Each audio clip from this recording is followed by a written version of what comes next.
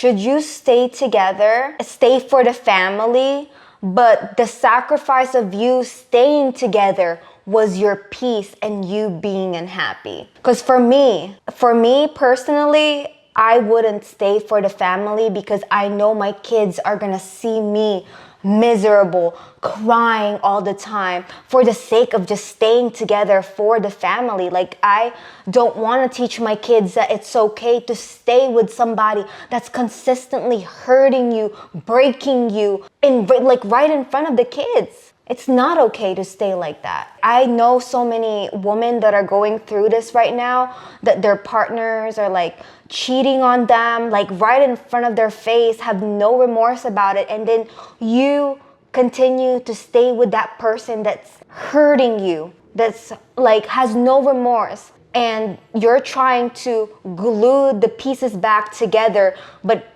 they're not even willing to. It's like they're just going to continue like hurting you and hurting you and hurting you. And you want to stay for the sake of staying together and having a whole family.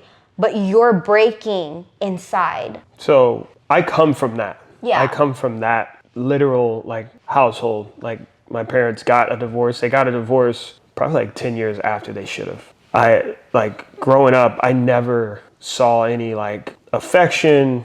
They were always fighting, very, very, very toxic, what I witnessed. But out of the 3 kids, like my brother could care less what they did. My sister thought they should divorce, even though she was as young as she was. I wanted them to stay together. And for me, that was because all of the kids that I saw in elementary school, middle school, all of their parents were divorced. I used to wear it as like a badge of honor. I didn't really even put 2 and 2 together that the relationship was toxic. I was just like, my parents are still married. I got mom and dad. And for me, I wore that as a badge of honor. So I saw them get separated multiple times where my mom would leave and she would go stay at her mom's house or, you know, whatever it is. I saw all of those situations happen. Saw multiple like blowout fights where I'm like, what the fuck is going on? Like, and I'm a kid and I'm like, yo, like y'all gotta chill. Like that type of shit.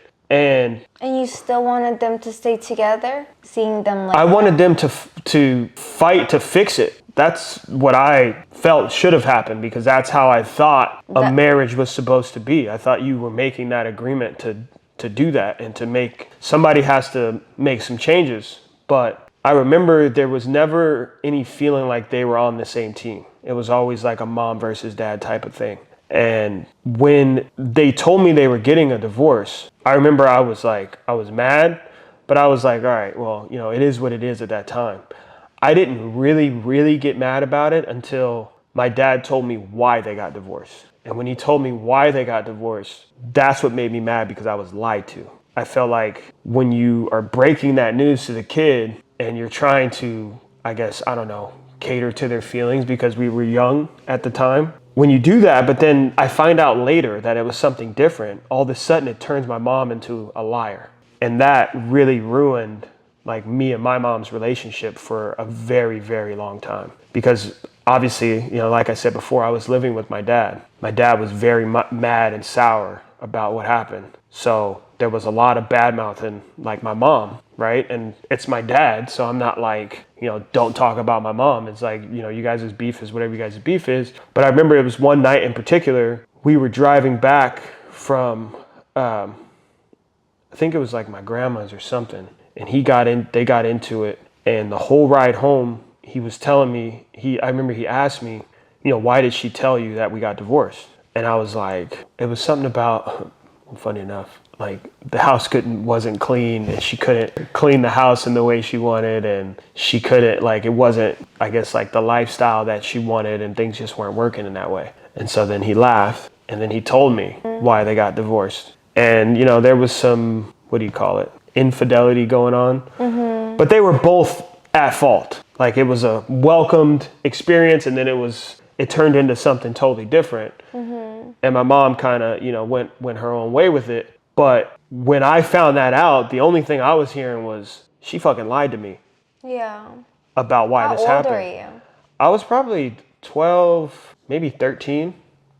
Mm-hmm. But me and my mom didn't talk for like a very long time. I got to a point where I like You changed. didn't even want to hear her out? No, because that's what I'm saying. Like when I heard it, like I was like riled up to this point where like I was mad with him, and then he dropped it on me, like, you know, why it happened. Yeah.